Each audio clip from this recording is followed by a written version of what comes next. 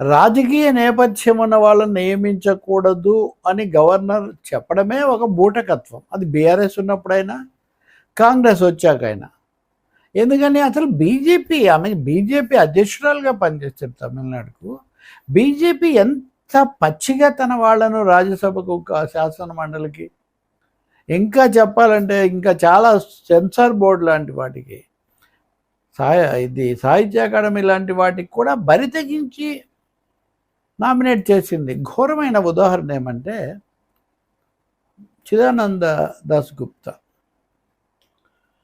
ఆయన బీజేపీని చాలా పచ్చిగా బలపరిచే జర్నలిస్ట్. ఆయన్ను రాజ్యసభకు నామినేట్ చేశారు.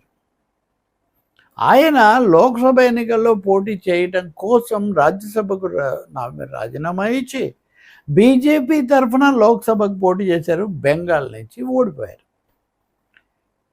అంటే ఆయన ఏమో నిష్పక్షపాతంగా లేరు. బీజేపీ తరఫున లోక్సభకు పోటీ చేసి ఓడిపోయారు. ఓడిపోయిన తర్వాత మిగిలిన ఆయన పదవీ కాలానికి మళ్ళీ ఆయనే నామినేట్ చేశారు. రాష్ట్రపతి చేశారు. ఇది గవర్నరు ఏదో కాదు.